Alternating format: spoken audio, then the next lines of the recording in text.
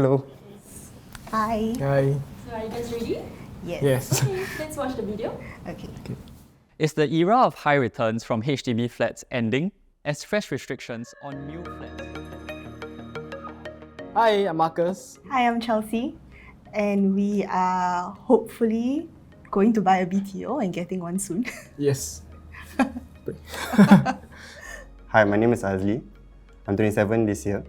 I recently bought a PLH BTO in Kallang with my partner. One thing that is really interesting about my project is like something you call an integrated project where we are just on top of the bus interchange. And I ride a bike, so it's like 10 minutes away from my office. Yeah, pretty convenient.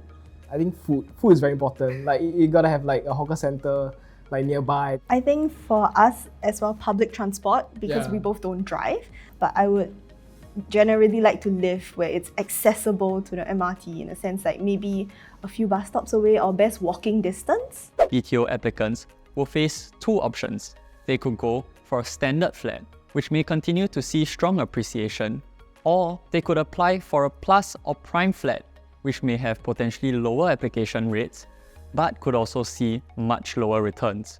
My issue with this whole categorization is that there are no clear defining lines as to what constitutes a plus. You know, is that within how many kilometers from the MRT? So I feel like that is kind of a grey area still. One of the things definitely is how people who are considering to have used BTO flats as kind of like an investment property, it really changes everything with the whole new structure. The plus doesn't seem that attractive to me because I'm still like at the outskirts of Singapore. It would actually be more frustrating because you're in the same neighborhood with people who can sell their house after 5 years. But then just because your place is like 5 minutes nearer to the MRT, then you have to wait way longer. If these measures do work to help keep like HDB more affordable, I think it's a good thing. I don't really want our property prices to keep like skyrocketing because after all, it needs to be accessible for the next generation. I think regardless on whether you buy a standard, plus or prime, you will always have a challenge when you plan to exit. In 2015, a 4-room Pinnacle at Duxton HDB flat was sold for $900,000. Its value rose by a compound annual growth rate of about 9%. Wow, Pinnacle at Duxton is crazy. I don't think any place is gonna have appreciation like that. I was also torn between like getting a 5-year or 10-year MOP, but my thought process of the investment opportunity is like, at least if I do not get the investment right, I still like the place. I still wouldn't mind living there. Maybe it's a bit of a risk because like 10 years MOP, so like my accrued interest is like double the amount of a person who bought a 5-year MOP flat. I think property will still rise regardless. Location is everything. Like for example, how the Tiong Bahru flats are 50 years old but still going for crazy prices. I hope that it does slow down.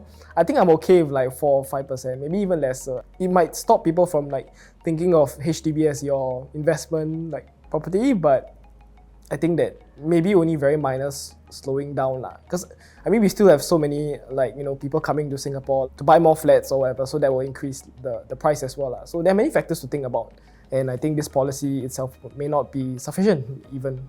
I'm not looking for a huge profit or anything, but nobody wants to, I guess, lose money, and especially as valuation goes up in prime areas and you see them making a lot of money and you're just here like, hi, you want to buy my house? I think that, I'm sure at some point would make me feel a bit uneasy and imbalanced as well. For years, many upper middle class locals built up their wealth by selling their HDB flats for a profit to invest in a condo. They then profit further by selling the condo and moving back to a HDB flat to beef up their retirement funds. From our parents' generation, they still think of HDB as being a way to make money. If there's such a long waiting time, they might shift their perspective to being somewhere where you can live and not somewhere where you can make a profit on. That's like a very common thing in the past, but maybe now people are looking for these profits for other reasons. Maybe not only move to a condo, but move to an executive apartment or the lofts they have in Punggol, a more unique flat that's a bit older. Sometimes people think upgrading is a condo, but sometimes people think upgrading is more space. It's very subjective. What do you think upgrading is?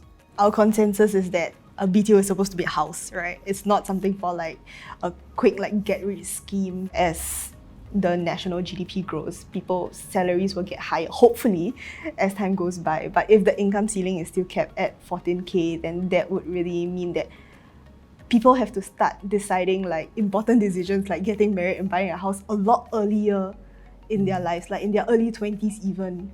It's pressurizing, right? Like to have to make a decision so early in life.